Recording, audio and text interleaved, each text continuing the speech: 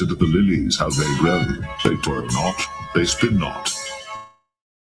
And yet I say unto you that Solomon in all his glory was not arrayed like one of these.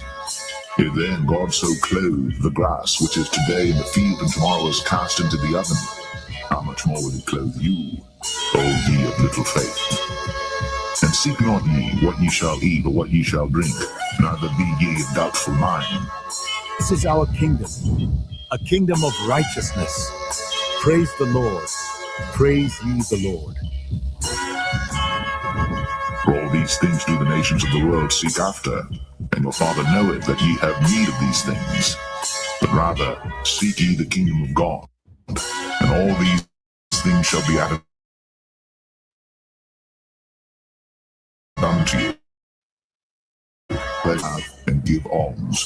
Provide yourselves bags which wax not old, a treasure in the heavens that faileth not, where no thief approacheth, neither moth corrupteth.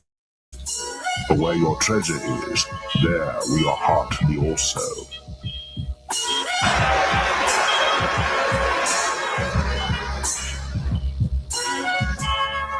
To the kingdom of Israel! Yahweh Hashem, Yahushua, Yahweh Hashem, Yahushua, Yahweh Hashem, Yahushua, Yahweh Hashem, Yahushua. The election. An aristocracy, meaning rule of the best. A group or class considered superior to others. A government by the best men in the state. A governing body composed of the best men in the state, and that's the elect. We're about to have it all right? Psalms 37 and verse 11. Then it reads, but the meek shall inherit the earth, and shall delight themselves in the abundance of peace. That word for peace in the Hebrew is shalom, which goes into safety, soundness in body, meaning we're going to truly have rest, welfare, health, prosperity, peace, quiet, tranquility, contentment. So we're going to fully enjoy the planet Earth. We're going to rule and exist within the Lord's creation as we were created to do. I'm ready to rule the world, man. How about you?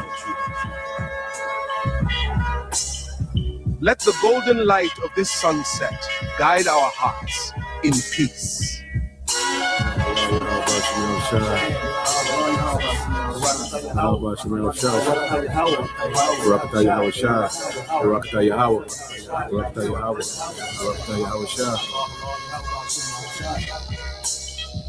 Fear not, little flock, for it is your Father's good pleasure to give you the kingdom. Sell that ye have, and give alms. Provide yourselves bags which wax not old, a treasure in the heavens that faileth not, where no thief approacheth, neither moth corrupteth. For where your treasure is, there will your heart be also.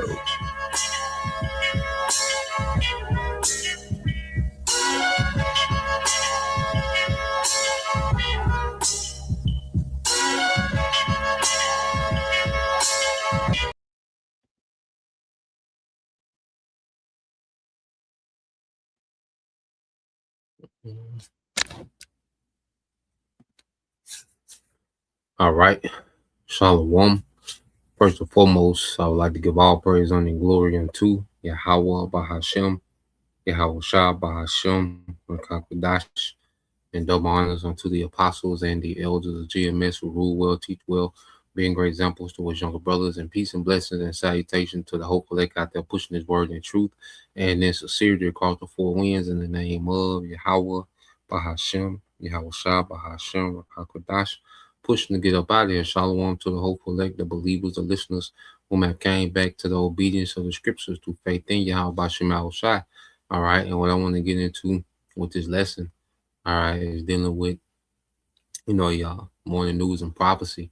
Okay. War updates. Okay. Potential breakouts and more, and potential outbreaks and more, Salakia. So as we know, all right, the Bible, speaks of the end times, being full of, multiple, all right, crisis, man.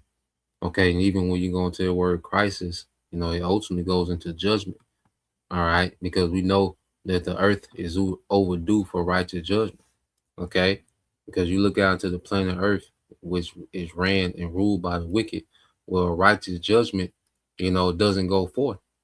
Okay, the scriptures speak about how righteous judgment is slack, all right, in the society, okay, ran by the devil, Esau, Edom. Okay, so when you go into let's see, I think that's the animal line. Let's get this word real quick for crisis, okay, because you hear we hear this term now, what they say polycrisis, okay, which crisis, poly, which goes into many. Okay, so when you go into the word crisis itself, and if a brother want to post that, righteous judgment doth go forth. Okay, I believe there's Habakkuk 1 and 4, maybe 1 and 5. It's either a Habakkuk or Haggai, one of them. But if a brother can post that, but let's get this word crisis in the etymology line. All right, because I say you hear this term polycrisis, where we know poly, goes into many. Okay, so meaning what? So it says crisis, a decisive point in the progress of a disease. All right, also vitally important or decisive state of things, point of which change must come for better or worse, from Latinized form of Greek. All right, crisis, turning point in a disease, that change which indicates recovery or death. And it says, such by Hippocrates, literally judgment. You see, judgment, result of a trial, selection to separate, to decide, to judge.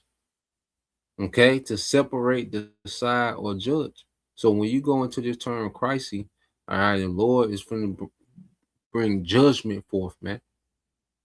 Okay, in polycrisis, the Lord is going to be judging in many different ways, in many different forms. Okay, so we see all these events, brewing. Well, that's the Lord setting the stage for great judgment. Okay, and Esau, even we know, he's going to be a tool, okay, within the judgment, man. All right, that's why you go here to let's see, I believe that's in Haggai. We'll come back and get that in Jeremiah. Okay, but when you go here to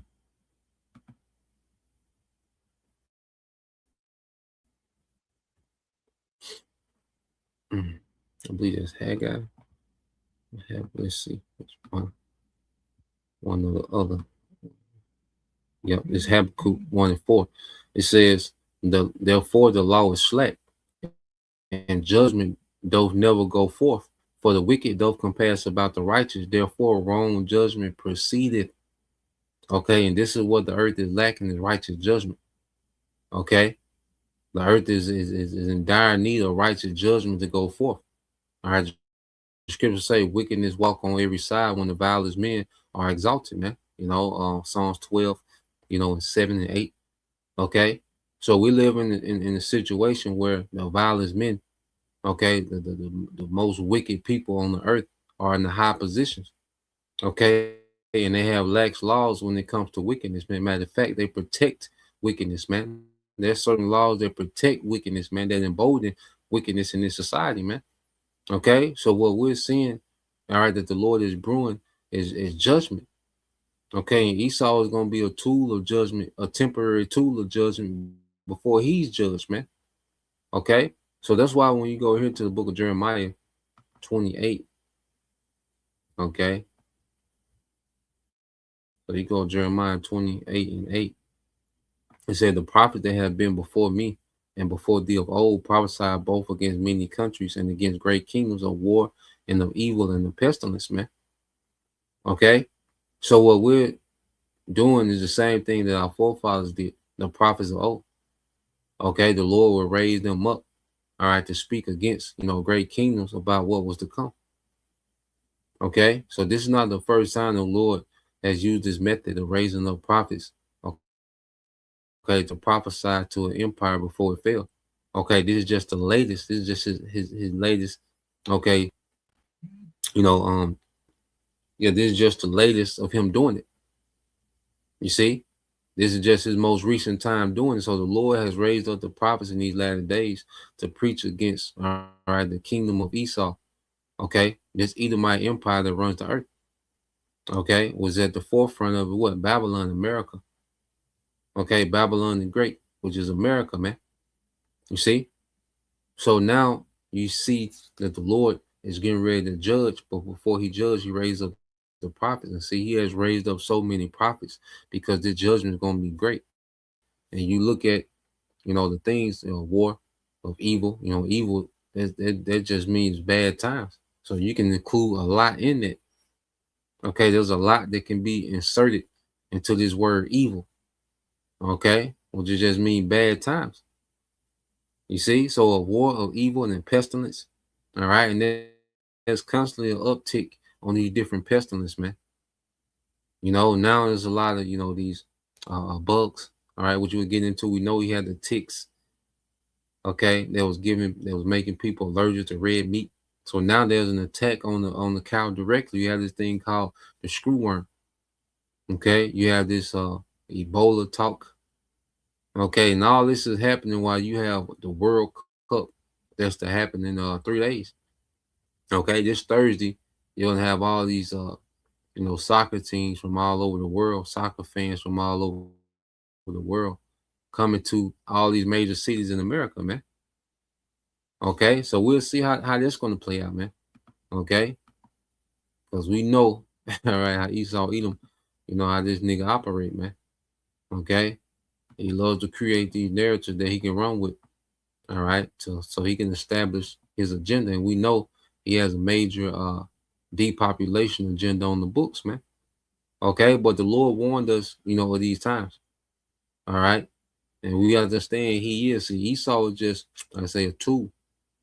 Okay, judgment doesn't start and stop with Esau. No, he's just a tool within judgment. Everything starts and stops without power. Yahweh Bashim Shah. Okay. 2nd Ezra 16:37 said, "Behold, the plagues draw nigh and are not slack." You see, and we can see that everything is right here at the door. Okay, it's not going to take much, for the Lord to to cause a certain thing to happen, and this thing go to the next phase, man. Okay, the build up is constant, man. It's been a constant build up to these plagues, man, to major war, to pestilence, to civil unrest, Jacob's trouble, man. Okay, different diseases, man. Hey, everything has been building up, man. The atmosphere is set.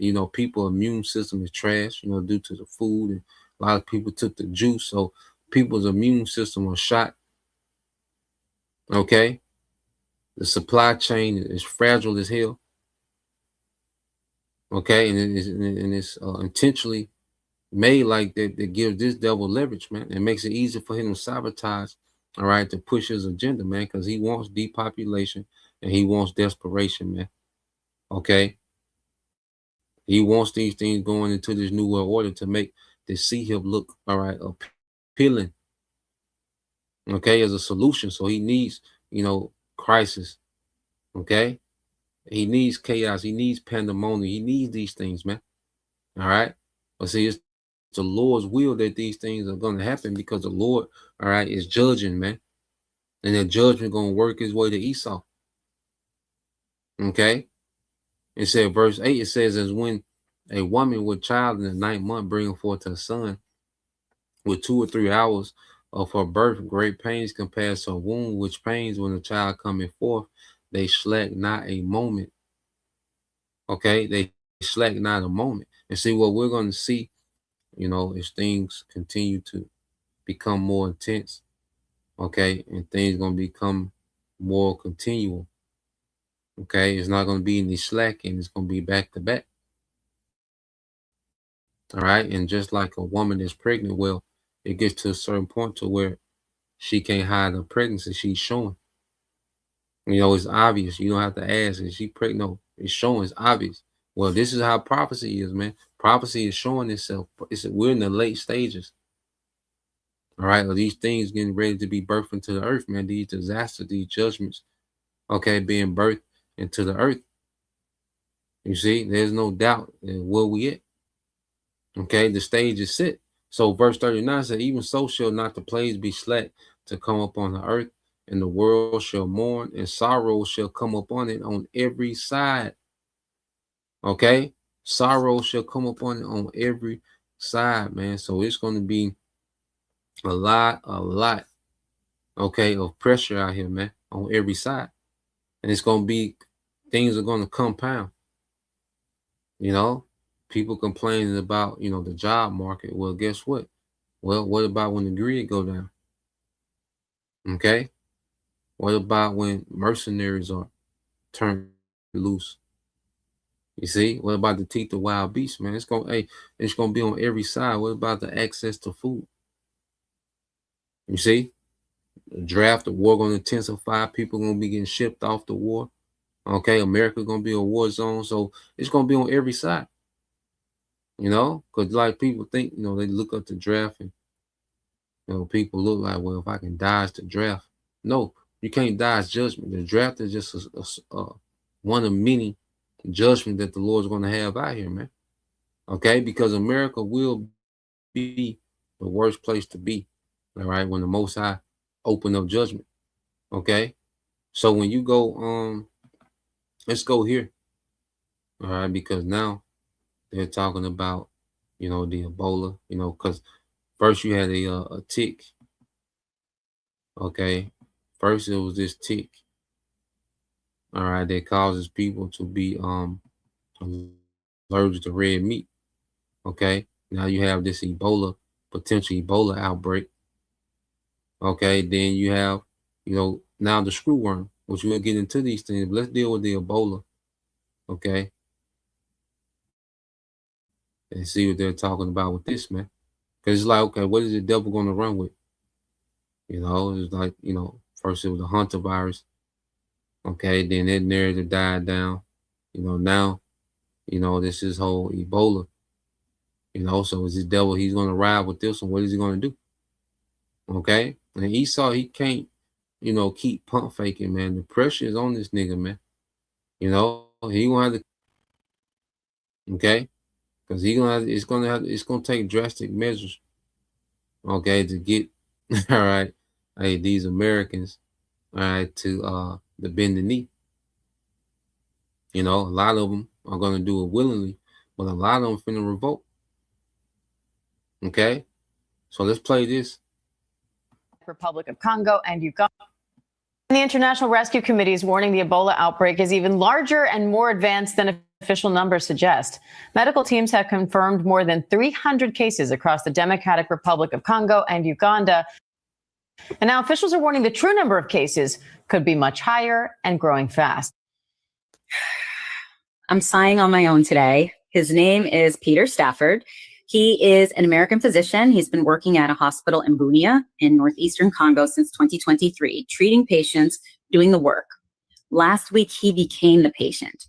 So he's now the first American confirmed infected in the worst Ebola outbreak the world has seen in years. And most Americans have no idea this is happening.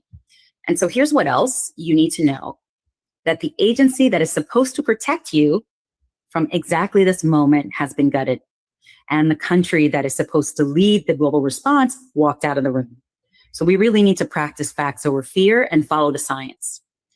So there have been 17 outbreaks in the DRC since 1976, 17. And we chose right now to fire our disease investigators in the United States. So I'm Dr. Ida Brown, and Dr. Sonia Sloan's not available today. We are AYA, Black and Brown Women Disruptors in Healthcare and Beyond. So what is happening with Ebola, and where do we stand as the United States? The same country that walked away from the WHO, stripped the CDC, and whose health secretary, actually spent the last year firing the people whose entire job was to stop this. Let's roll the clip. We cannot and will not allow any cases of Ebola to enter the United States.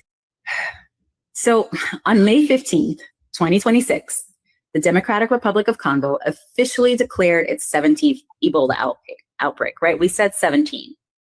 17. So let's just let that sit for a moment. The first known suspected case was a healthcare worker in Ituri province with fevers, hemorrhaging, vomiting, intense malaise, and that worker died at a medical center in Bunia. So if you think about that, a healthcare worker, one of the people on the front lines protecting their community, that's the person who died of Ebola. So that same day, May 16, 2026, the World Health Organization declared that this outbreak is a public health emergency of international concern. So that's PHEIC. That's the highest formal alert in the global health system. So I want us just to talk about the fundamentals, right? Ebola is a viral hemorrhagic fever. It's a severe systemic illness that causes organ failure. And in many cases, it causes death. And the death typically begins with symptoms that look like many other illnesses, right? High fever, intense, profound fatigue. You get some muscle and joint pain. But as it progresses, the vomiting, the diarrhea, the severe hydration, and in some cases, the hemorrhagic complications happen. And that's where you get internal and external bleeding. And so without aggressive supportive care, Ebola can cause multi-organ failure and death within days. And here is the most important thing to understand. And that's a torturous death, man. You know, the way she's describing it, that's a torturous death. Okay. And she's, going into it, all right, and is making it seem as if, as we know, all right, the medical, the entities that's supposed to be over, these outbreaks and contain particular things and investigate and this and that. Well, these things are being, removed from government. Okay. As if they're just opening the door and they're going to let this thing just do a free fall, man. Okay. So we'll see, we'll see these things. We know these devils, lately, all right, Esau been on the pivot. Okay. Start with one thing, go to something else.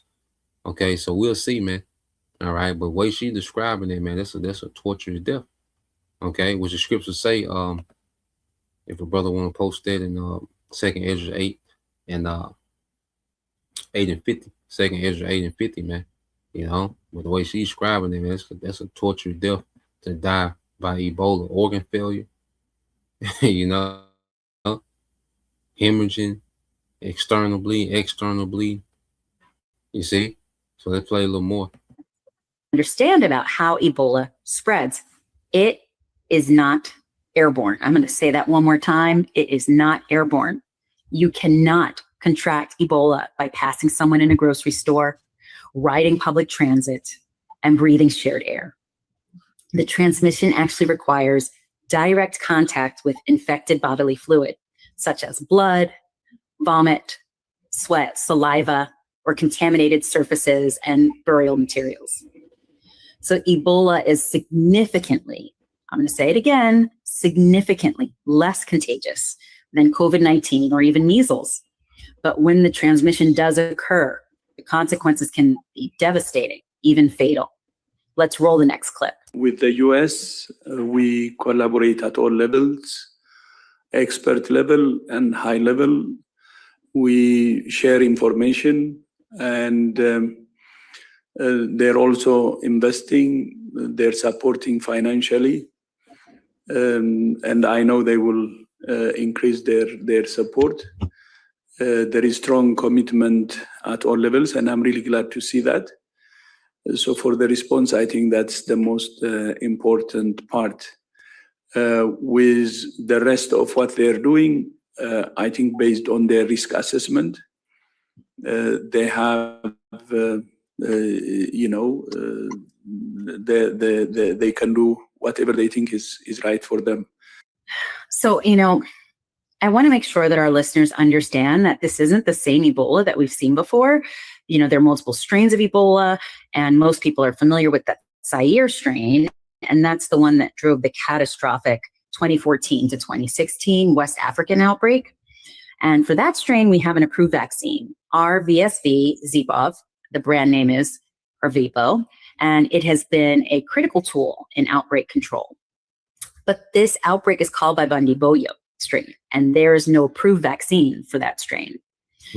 There you go. Another one, with no juice. Okay, a strain that doesn't have a juice. You see, the Hunter virus, it doesn't have, a juice for so-called, containment.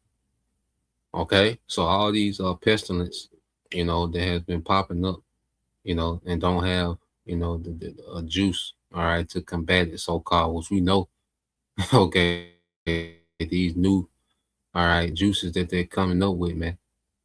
Okay, it's not your typical, okay, jump shot of old. Okay, this one is different.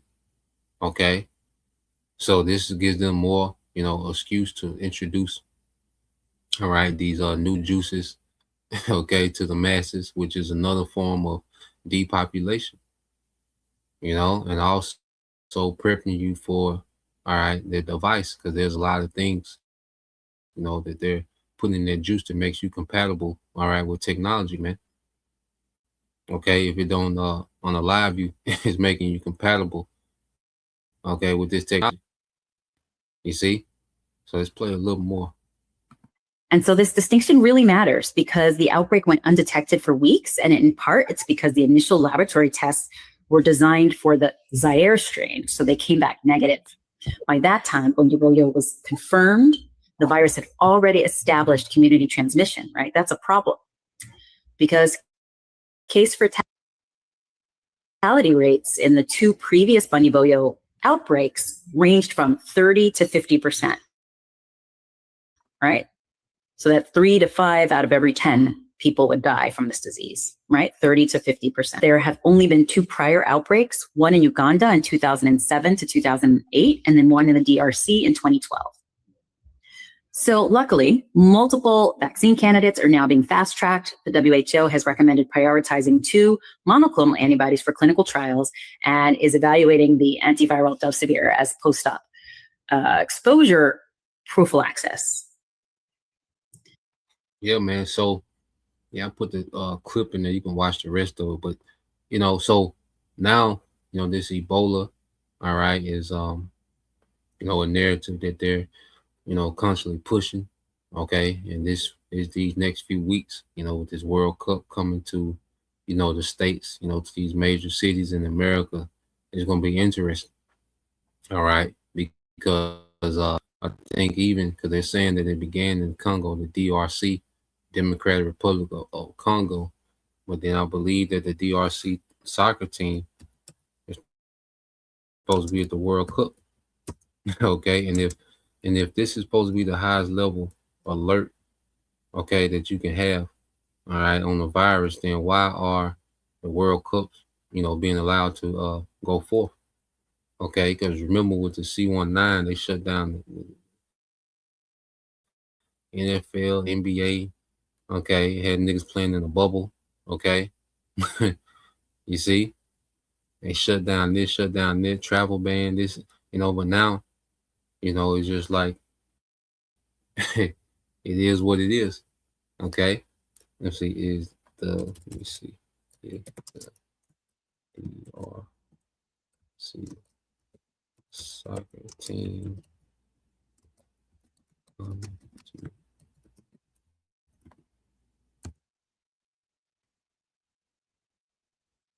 Yeah, so you just go here, all right, and we'll watch these devils. It'll be interesting how they spin the narrative. So you got, the outbreak supposed to start in the DRC, the Democratic Republic of Congo.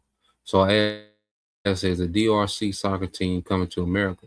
All right, it says yes, the Democratic Republic of Congo national soccer team is coming to America to compete in the 2026 FIFA World Cup. The team is making their historic return to the World Cup, their first appearance since 1974. So wait a minute, they haven't came since 74, but all of a sudden, in polio outbreak, okay, in 2026 in May, all right, they make their debut coming back to compete in the World Cup in June. Okay, the outbreak was in May in the Congo.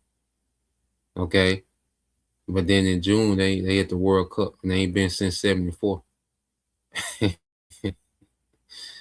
You know, hey, we'll see, man. It's devil, man. And then I believe that you know, the Ebola just gonna be one of many.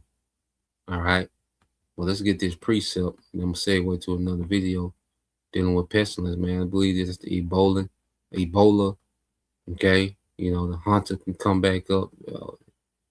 You know, something new. You know, you can just slap a new name on something else, man. Okay, so let's go. Let's go here. Let's pull this up real quick. Get this precept. So yeah, it's gonna be interesting how they spin their narrative with this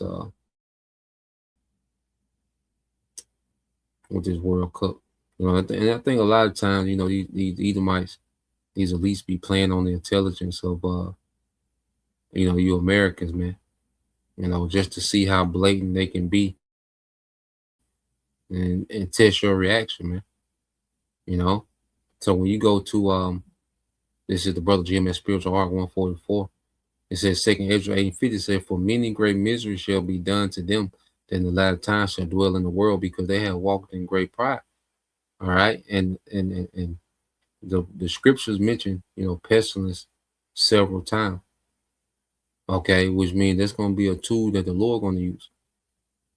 Okay, you know, well, this, you know, through Esau. Okay, and his madness that he got going on, and things that he's going to release, and he's, you know, manufactured in, you know, his lab, and going to, you know, set loose. Okay, or certain things that, hey, the Most High can make, you know, appear out of thin air, man, and make something that's airborne and fatal and a torturous death, man. Okay, so it's going to be, you know, a lot going on at the same time. And one of these pestilence, man, all right, he saw, you know, like I said, he's been playing around with these narratives, man. But eventually this thing is going to be a legit outbreak, okay? And it's going to start catching bodies, man. Okay, and it's going to be some miserable deaths, you know, with these different pestilence, man. Okay, as the brother put, GMS Spiritual Art 144, 2nd Ezra 15:5, it said, "Behold, said the Lord, I will bring plagues," okay, with an S, "upon the world, the sword, famine, death, and destruction," man. You know, so the Lord constantly mentioned, you know, these plagues and pestilence, okay, times of misery, okay. So the Lord is constantly mentioning these things, man, because the Lord, all right, he's going to use these things as tools of judgment, man. Okay, these things are tools of judgment. I believe that's in just Sirach 39. My brother want to post it, you know, like 39, and is it 30? Maybe. But I'm gonna play this and I look for it. Okay. But let's play this. This is something new on the scene. Has been making headlines. Welcome back to Live Now from Fox. I'm your host, Anna Marsick. An insect has been making headlines this week. This insect lays its eggs and it hatches larvae that feed on flesh. Take a look at this X post coming from Bloomberg. Screwworm was eradicated from Texas in the 1970s, but this week it returned. For the first time in nearly 60 years, a devastating agricultural insect has entered the United States. The USDA has confirmed the first domestic case of this flesh-eating New World screwworm in a South Texas calf, which has triggered an emergency 12-mile quarantine zone in that Texas county. And this is putting the state's $15 billion cattle industry on high alert. So joining us to break down what exactly the screwworm is and its threat to livestock and pets is Dr. Sonia Swigger. She is a veterinary entomologist with Texas A&M University. Thanks so much for joining us here on Live Now from Fox. Thank you. Happy to be here. So first of all, let's just break down what exactly this New World screwworm is and the threat that it poses to livestock. Yeah. So, like you said earlier, it is a fly and it's a parasitic blowfly, and it lays eggs on wounds of animals or any type of opening or orifice that it has access to. And then those larvae will hatch off and start eating on the flesh of that animal. And when it eats this flesh, I mean, like, does it just eat away at the whole animal? Well, I mean, since it's fly larvae, it is a little tough for them to eat and consume an entire animal, but they will feed on it and make wounds very grotesque in the sense. And what really ends up happening is the animal doesn't survive these infestations. So normally the animal will pass before full consumption by the larva, but the impact is severe while they're there and while they're feeding. So on your screen right now is a video, a picture of this screwworm, and we noted that it's a fly, but it's called a screwworm. Why is that? Yeah, that was a term that was given to it back in the, probably 50s, 60s. I'm not 100% sure when they started calling it that, but it's because of the appearance of this maggot, so to speak, right? So it has these unique striations, which are actually spines that circulate the body. And then the way it feeds with the mouth hooks down, they kind of have a screw like appearance and a pattern by the way they're feeding in the flesh. So we know this first case was just recently confirmed in Texas. How did this screwworm come from Central America into the United States? Yeah, unfortunately, it began moving out of South America through Central America and up into Mexico a couple years ago, right? We've been watching it since 2002, 22 or 2023. But most of that movement is due to moving of animals that were infested with these larvae. And when you move those animals without treating them ahead of time, it can lead to further infestations in other areas. What do we currently know about the scope of this South Texas infestation, and what exactly are veterinarians there looking for inside the quarantine zone? Yeah, I'm not there on the ground with the folks because I do work for A&M and we're more educational on our side. But the agencies in charge, which is Texas Animal Health Commission, are implementing what was put into the playbook by USDA APHIS. So there's partnership between both of those agencies, and they're currently conducting quarantines and restrictions and animal inspections, which is the surveillance part of it, in addition to searching and looking for adult flies as well outside that quarantine zone, and also releasing those sterile flies to hopefully eradicate very quickly back out of Texas. And releasing those sterile flies is essentially how screwworm is treated, right? What's the science behind that? Yeah, that it's a really cool story because it started so long ago. But previous entomologists, way before my time, Dr. Nippling, Dr. Bushland, developed this procedure in which we sterilize the males in a sense with a radiation, and then when we release them, they mate with the wild females, and it prevents them from being able to lay fertile eggs. So they basically lay unfertilized eggs, and that approach leads to the decrease of the future generations of those flies that we would have from them. It's a goddamn shame, man. The way this nigga run the earth, this is a goddamn shame. To where you gotta sterilize flies, release them into the wild, because of his, okay, because of his wickedness, man. The earth is just out of whack, man. That's why America just has to be completely eradicated off the face of the earth, man. Okay, and this nigga has to be removed from power immediately, man. Okay, this man creates the disasters and intentional, wickedness in his lab. Okay, then he goes and does another experiment to where something else has to suffer to try to fix it, man. This is crazy, man.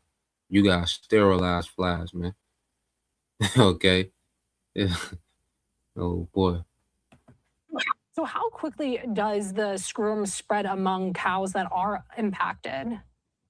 Um, I love that question. I'm not sure if I really know the full answer because I have personally never dealt with screwworms in my lifetime because they've been gone longer than that.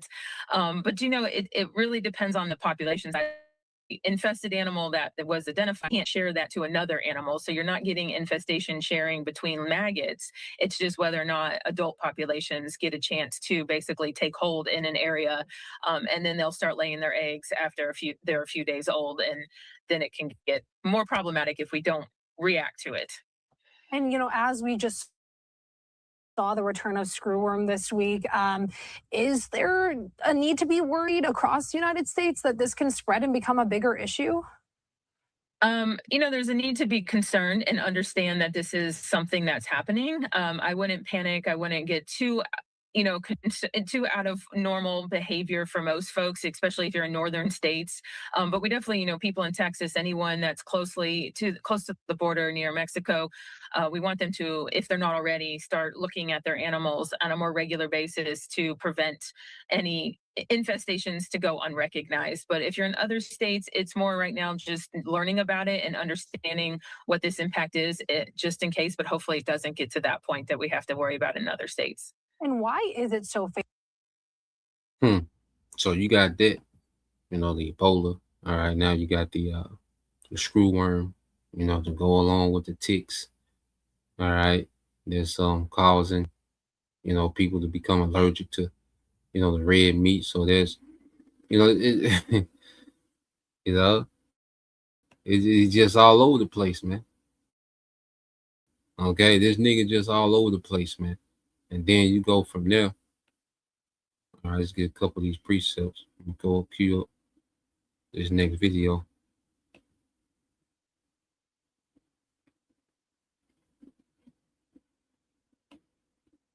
All right. So there's an attack on the people, which making them allergic to the meat, to the cattle. Then there's attack on the cattle themselves. And then there's attack on the cattle ranchers. Okay, so this man is going all out, to create disease and famine. Okay, because this man has a major depopulation agenda, man. Okay, so let's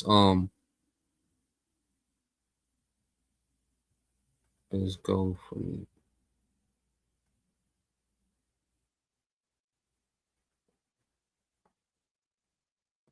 All right, let's go here. Let's get this in.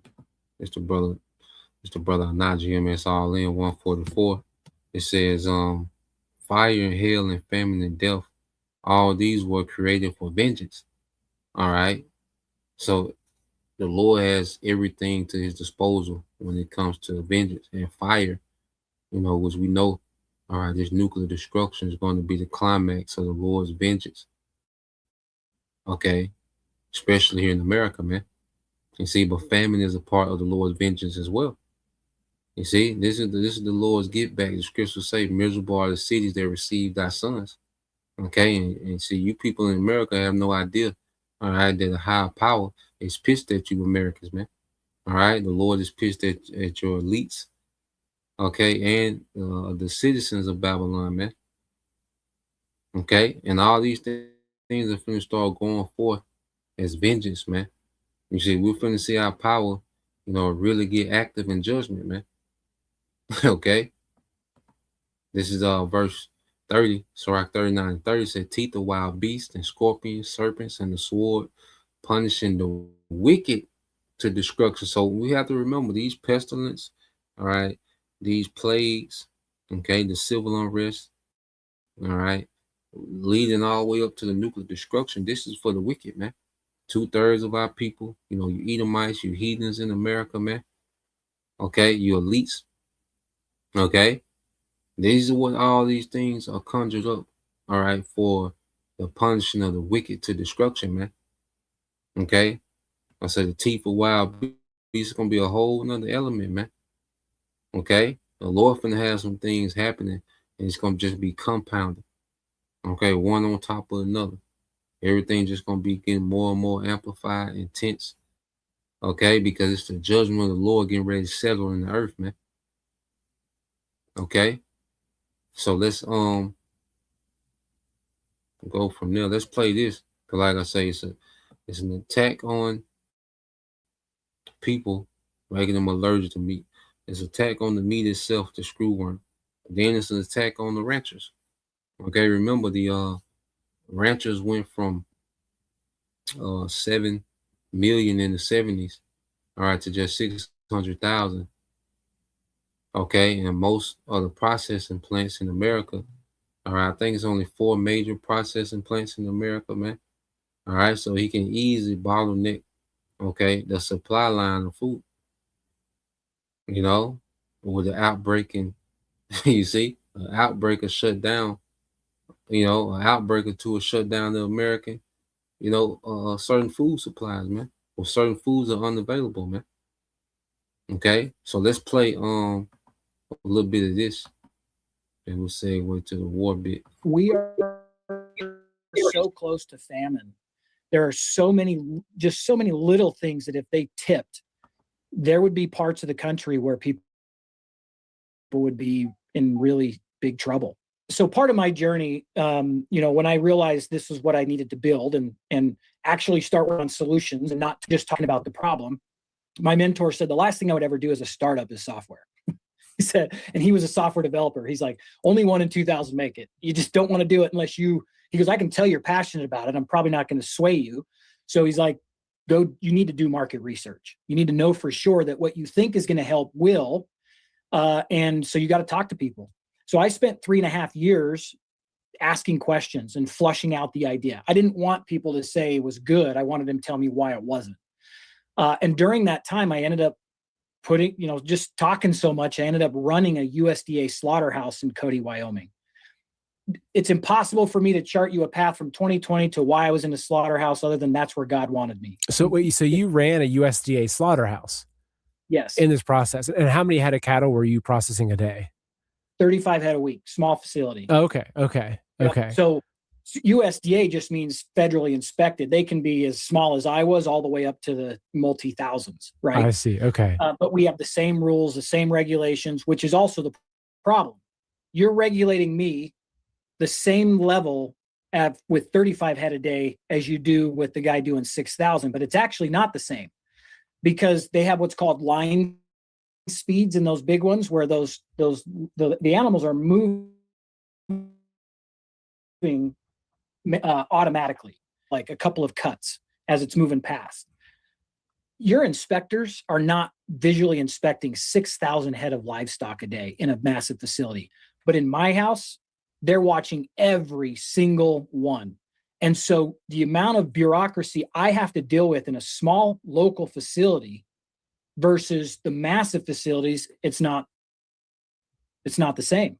I described it like it's like putting the same number of NFL referee every second because you see every misstep, you know what I mean, from the fighters because you've got so many eyes on. Now, I'm not saying that we were trying to get away from doing things right. We were doing them right. But every little thing, when it stops you, costs time and energy, and it just makes it really complicated to run. And they do that because they want, to get rid of all, these small companies, okay? Because they're consolidating, where people, can get food, okay? Because the New World Order is going to be permission-based system, okay? No more of all these options, and you got all these different grocery stores and all these different brands. Things are going to be heavily consolidated, within this New World Order, okay? So this guy here, he's he's deal with cattle. He dealt with the USDA, he dealt with ranching, he deals with different software, and he's seen, the ins and outs, how the system, sabotages these small, farmers and ranchers, okay, but they're lenient on these bigger corporations, man, which is putting straight and poison, okay, and chemical in the food, okay. So you have that going on. Now, let's segue here.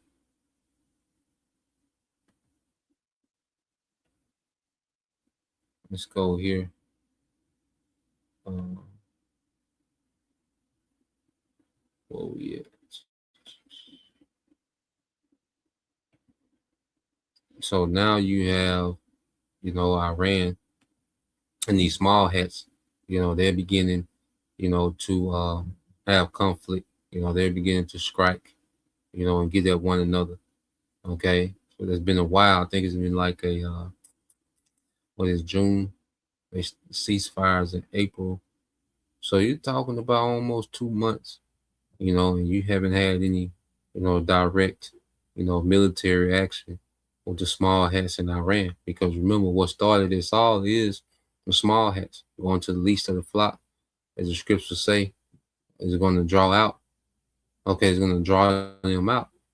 Okay, so the reason why America and Iran have been in direct conflict, okay, for these last few months, which it has been low intensity as of late, okay, which, America and Iran been, doing very limited, strikes on one another over the last few weeks, okay, but now what we're seeing is the small hats beginning to provoke, okay, escalation.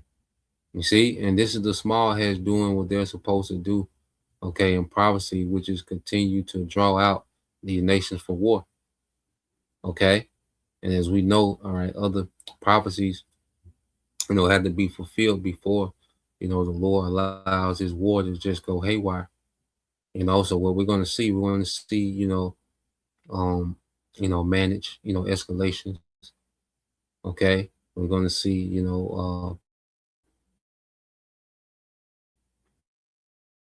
certain, strikes, what they call limited, because they want to keep it at a certain level. See, right now, I say, is what you call low intensity. What we seen, the first February 28th to April the 8th, that was high intensity. Waves and waves of missiles, a lot of assets being destroyed, a lot of infrastructure was destroyed in a short amount of time. That was high intensity. Now we're seeing, low intensity, okay, and they've been keeping it low intense, okay.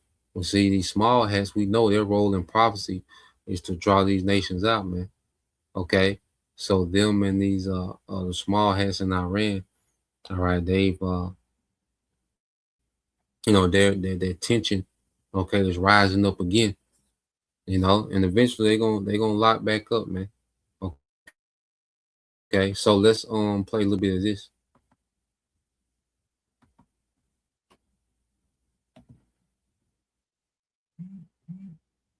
Bombardment. So when you look at how Israel often responds and how they have always acted in Gaza, this is par for the course. Now, though the strike by Israel against the basically the Kafir Tebit region, it's about 4 miles north of the Litani River. So when you consider overall geographically, it's quite an incursion further north of the Litani and into the Dakhia suburbs of Beirut. This is something that Iran has clearly said. That is a red line. There is no such thing when it comes to red lines or geopolitical disorder or a road to war, where there's just a little strike or just a little bit. Israel has tested the red line. They pushed the envelope. There was a response. And as you and I discussed over the past week in many discussions, is that this now puts Donald Trump in that very position that you and I have discussed. What now does the U.S. do? And you remember we talked about the U.S. can simply assist in passive defense. The United States can get involved actively in terms of active defense and strikes. Or Donald Trump may sit this one out and say, you're on your own. We're not abandoning you overall, but in terms of Lebanon and in Iran, you're on your own. And we know, according to prophecy, he can't do that. All right, America can't do that. Okay, so these small hats, because Iran has set a red line, dealing with Lebanon, and they said, well, look, if you strike Beirut, we're gonna strike northern Israel. So the small hats, they tested their red line, and Iran struck, northern Israel. Okay, so now, all right, the ball is in the small hats court, whether they're going to retaliate. Okay, and if they retaliate, Iran's going to retaliate, and they're going to be right back on the escalation level. Okay, it don't matter how many times they try to pause and do this. No, they always going to eventually go right back to that same escalation level, which is going to lead to all-out war. Okay, Esau can try to do this and come from this angle and do this and try to, no, it's going to always lead back to the same escalation ladder that's going to lead to this third world war. Okay? And then America going to be in the same position that they was February 28th. Okay? Forced to fight. All right? and on behalf of the small hats, man. Okay? So let's play a little more. It looks like Donald Trump has taken the option, at least for now, of, hey, you're on your own. I told it anyway. Iran has said they would respond. They have. We now have this escalation ongoing. How do we diffuse it? And as much as Donald Trump wants to continue to talk about peace negotiations or an agreement or a deal, Iran is who suspended these talks directly has been crossed. So Donald Trump's hopes to try to deliver some type of attenuation or step down from this by Monday or Tuesday is not going to happen. And I am not a fearmonger. I simply look at the reality of the situation. I take my experience of over a quarter of a century in low intensity and asymmetric and high intensity warfare, and I look at what is the next logical step. If you ask me, did we know that Israel was going to bomb Beirut? We knew that. Israel Katz said they were going to do that. Didn't necessarily know when, but they have. What's coming next? I don't think Israel is done here. And I don't think Iran's retaliation is done if there's continued strikes.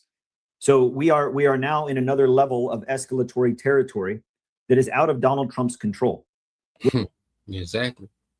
Okay, because it's in the control of Yahweh Bashim al-Shai. Okay, so we see these things, go from high intensity to low intensity, and they're not talked about as much, but it's a continuation. Nothing is going backwards. Everything is continuing on. So the Most High can turn prophecy up, he can turn it down, but it's always a continuing narrative of prophecy unfolding. Okay, now let's go here because I think this is Larry Johnson. He's live now, so I don't know if there's been more strikes or not. Okay, but let's watch this. We'll watch it. Find out at the same time. So let's see what they talking about real quick. Then we get a couple more precepts. Yeah, you're just saying that to butter me up. I've been wanting. You've been staying busy too. You're too busy these days. Yeah. Too bad you can't get paid for it, right? Larry, I want to start with what has happened yesterday, and we had the attack in Dahia. Finally, Israel attacked. It was an empty building, as they mentioned after the attack. I don't know if they knew that the building is empty, but the attack has happened. Yeah. They wanted to assassinate some, Hezbollah commanders, but they managed to kill some people, ordinary people who were close to the building. Then the Iranian response. Yesterday when I did a podcast, as a monologue, and I didn't know if Iran would respond or Yemen would respond. I thought that Yemen would respond to what has happened because they literally didn't kill any of the Hezbollah commanders.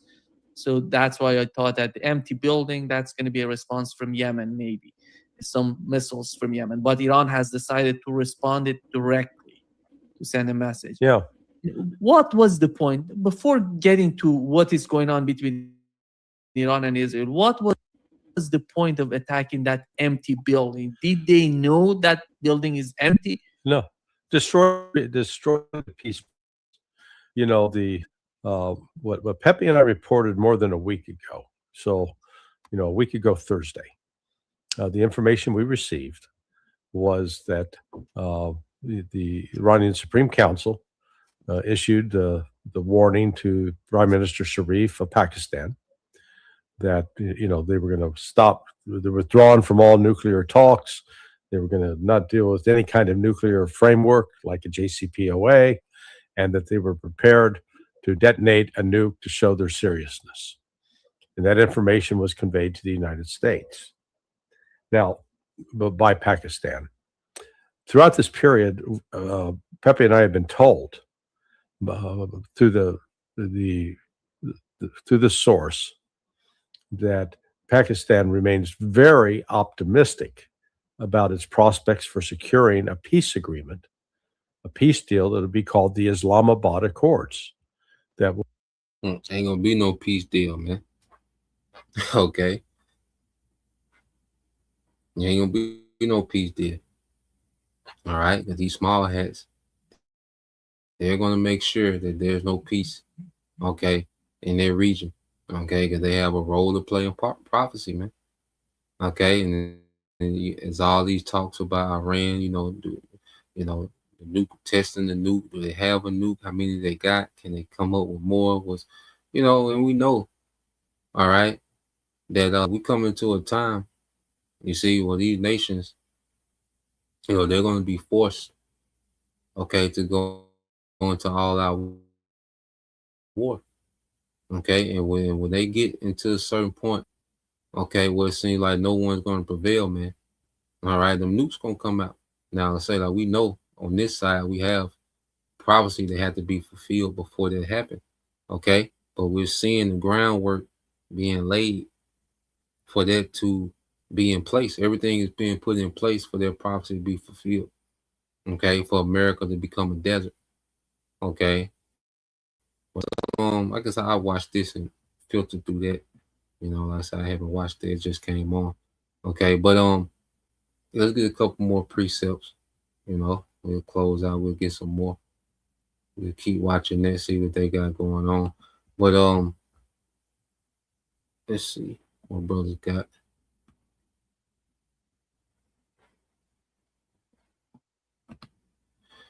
Yeah, this is Brother GMS Spiritual Art 144, Jeremiah 50 and 45 said, "Therefore hear ye the counsel of the Lord, that he have taken against Babylon, and this purpose that he have purposed against the land of the Chaldeans. All right, surely the least of the flock shall draw them out. Surely he shall make their habitation desolate with them." Okay, so the small hats, they're going to make sure that they keep America engaged in this war. Okay, they're going to keep America engaged, and it's only going to escalate because there's still a lot of room for escalation. So you still have, Russia and China to get directly involved. Okay, Turkey to get directly involved. You see, you still have that element. So there's a room for, all right, escalation. You see? So these small hats, they done already tied America into this to where America can't get out. It's a scripture I have laid a snare for Babylon. So Babylon is in that snare. Okay. So now, they're stuck on this path. Okay. Of war. Ain't no reversing. All these peace talks, these are just talks, all right, to buy time as both sides continue to prepare for the next round of fighting. Okay, and these small heads, they want to accelerate this next round of fighting. Okay, and they want America, to keep going full throttle. You see? So, let's get this. Your brother GMS Spiritual Heart 144, Proverbs 21 and 1 says, "The king's heart is in the hand of the Lord. As the rivers of water, he turneth it whithersoever he will." Okay, so from the elites, okay, to these different leaders of these different nations, well, they're all serving the will of the Lord. Okay, even when they think they're serving their own interests, they're serving the agenda of Yahweh Bashim al-Shah. Okay, so we're going to see these nations, continue to be engaged, okay, in these conflicts. Okay, they're going to, you got all type of treachery in the works. Okay, you got, Russia and China still helping Iran with what you call intelligence, when it comes to surveillance and, for targets. Okay, even them striking the small hats. They're saying that their intelligence is coming from Russia and China. Okay, so the elites, if they are going for data centers and pushing surveillance infrastructure with the flock and integrating with Ring camera, which Lord will, it's something we'll tap into. Been watching some things on that. But as these devils are rolling out the infrastructure so they can make this thing mandatory, and then you got the pestilence, which they're going to use to depopulate, and create crisis and create shutdowns and destroy, the economy, and create civil unrest and uncertainty. So all these things are happening at the same time, man. That's why things are just moving quickly, man. Matter of fact, let's get that in I'm finna say, let's get that in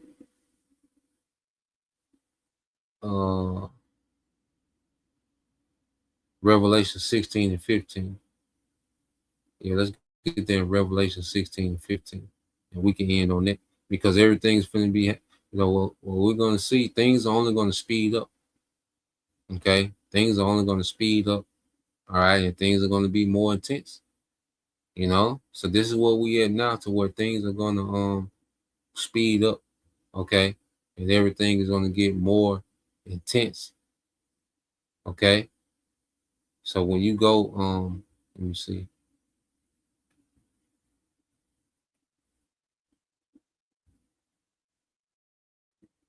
Real quick.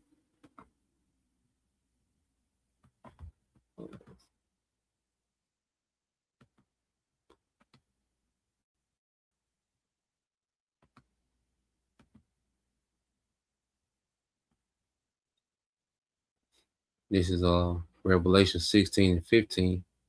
It says, "Behold, I come as a thief. Blessed is he that watcheth and keepeth his garment, lest he walk naked, and they see his shame."